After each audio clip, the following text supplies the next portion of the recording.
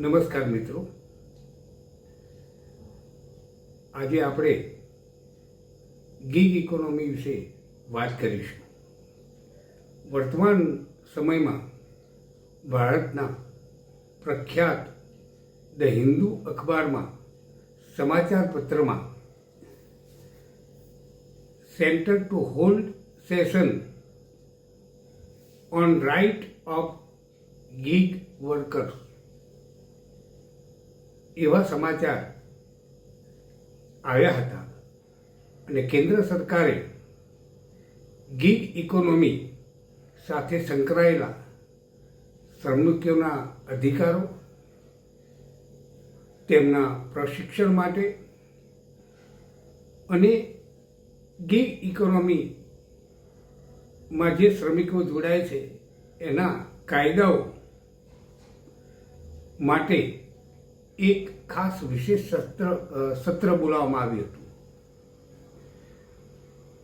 અને એની ચર્ચા વિચારણા કરવામાં આવી રહી છે.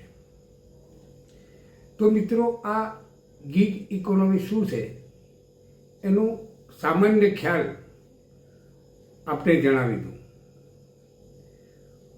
પ્રાચીન સમયથી માનવી પોતાની અમર્યાદિત જરૂરિયાતો માટે આર્થિક પ્રવૃત્તિ કરતો આવ્યો છે અને પોતાની જરૂરિયાતોને એ સંતોષતો ગયો છે. પરંતુ વર્તમાન સમયમાં વિશ્વમાં અને ભારતમાં ઇન્ટરનેટનો ઉપયોગ એ વધતો જાય છે અને તેના કારણે માનવીની કામ કરવાની જે પદ્ધતિઓ જે છે એ પદ્ધતિઓ બદલાતી જાય છે, એની પ્રણાલિકાઓ બદલાતી જાય છે અને એ પોતાનો રોજગાર કમાય છે. એના કારણે ભારતીય ઇકોનોમીમાં આવનાર સમયની અંદર આમૂલ પરિવર્તન આવશે એ નક્કી છે.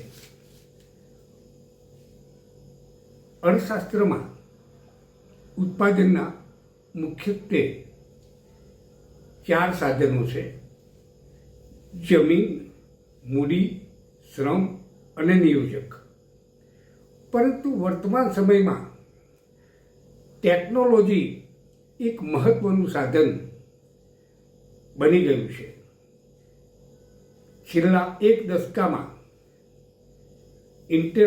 ઇન્ટરનેટનો ઉપયોગ એ વિશ્વમાં અને આપણા દેશમાં વધતો જાય છે. તેના કારણે ગીગ ઇકોનોમી અસ્તિત્વમાં આવી છે, કારણ કે એ રોજગાર મેળવવાનો એક નવો વિકલ્પ હવે આવી રહ્યો છે. ગીગ ઇકોનોમીમાં મોટાભાગે કોન્ટ્રાક્ટ બેઝ આધારિત ઇકોનોમી રહેલી છે, જેમાં મુખ્યત્વે નિયોજક અને શ્રમિક એ બંનેનો રોલ મહત્વનો બની જાય છે. જે નિયોજકો જે છે એ નિયોજકો એ શ્રમિકોની કોન્ટ્રાક્ટ બેઝ ઉપર નિમણૂક કરતા હોય છે અને જ્યારે કોન્ટ્રાક્ટ બેઝ પૂરો થાય છે ત્યારે એને છૂટો કરી દેવામાં આવે છે. ગીગ ઇકોનોમીમાં ફૂલ ટાઈમ કર્મચારીના બદલામાં પાર્ટ ટાઈમ કર્મચારીની નિમણૂક કરવામાં આવે છે અને જે કોન્ટ્રાક્ટ પદ્ધતિ પર આધારિત છે, એટલે કે કરાર આધારિત છે. એનો કરાર પૂરો થાય એટલે એ શ્રમિક છૂટો થઈ જાય છે અને એ પ્રમાણે નિમણૂક થતી હોય છે. ગીગ ઇકોનોમીમાં કંપનીઓના જે નિયોજકો છે અને શ્રમિકો છે એની વચ્ચે અસ્થાયી અને સ્વતંત્ર સંબંધ રહેલો હોય છે. આ ઉપરાંત શ્રમિકોને અસ્થાયી પદો ઉપર નિયુક્તિ કરવામાં આવે છે, એટલે એની સાથે બીજા કોઈ એને લાભ પ્રાપ્ત થતા નથી. ગીગ ઇકોનોમી સ્વતંત્ર સંબંધો પર કામ કરે છે. મોટા ભાગે આપણે જોઈએ છીએ તો અર્થતંત્રની અંદર હવે પછી નાના પ્રોજેક્ટ માટે નિયોજક નિમણૂક કરે છે. જ્યારે તેમનું કામ પૂરું થઈ જાય છે ત્યારે કામ ઉપરથી તેને છૂટા કરી દે છે. આ સાથે ગીગ ઇકોનોમીમાં કોન્ટ્રાક્ટર અને એટલે કરાર આધારિત એના બેઝ ઉપર આધારિત છે, કોન્ટ્રાક્ટ બેઝ ઉપર આધારિત છે. એટલે સમય પ્રમાણે એને કામ મળે છે અને જેટલો સમય એ કામ કરે એટલા પ્રમાણમાં એને વેતન પ્રાપ્ત થાય છે. ફૂલ ટાઈમ કર્મચારીના બદલે પાર્ટ ટાઈમ કોન્ટ્રાક્ટ પદ્ધતિ એ અમલમાં હોય છે. ભારતની અંદર એના જુદા જુદા પાર્ટમાં જોઈએ આપણે તો આજે તમે જે વિડીયોગ્રાફર છે, વેબ ડિઝાઇનર છે કે ફિલ્મ મેકર છે, આ પ્રોજેક્ટ વર્કર છે, તો આ પ્રકારના જે શ્રમ છે એનો સમાવેશ થાય છે. આપણે જોઈએ છીએ કે ઉબરનો જે ડ્રાઈવર હોય છે એ આપણને મૂકી દેશે અને એને પછી આપણે એને વેતન એને ભાડું આપીએ છીએ વેતનના સ્વરૂપમાં.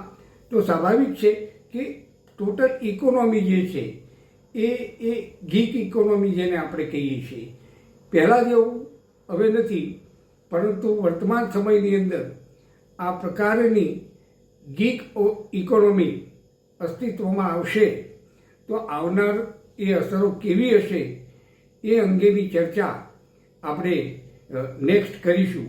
પરંતુ અત્યારે ખાલી આપણે એનો ખ્યાલ સમજી લેવો છે કે ગીગ ઇકોનોમી એ ટોટલી એ કોન્ટ્રાક્ટ બેઝ પર આધારિત નિયોજક અને શ્રમિક વચ્ચેના કરાર આધારિત સંબંધો, વેતન પણ એ રીતે ખાસ મળશે.